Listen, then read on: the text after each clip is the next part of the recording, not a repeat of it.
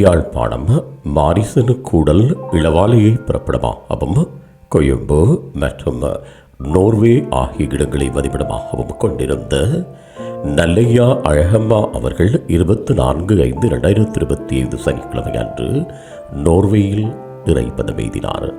அன்னார் காலம் சென்ற நல்லையா அவர்களது அன்பு மனைவியும் காலம் சென்றவர்களான ஸ்ரீ சிவதாஸ், நிற்குணம் மற்றும் முருகதாஸ், கங்காதரன், பத்மநாதன், வசந்தினி, வரதன் ஆகியோரின் அன்பு தாயாரும் ஆவார்.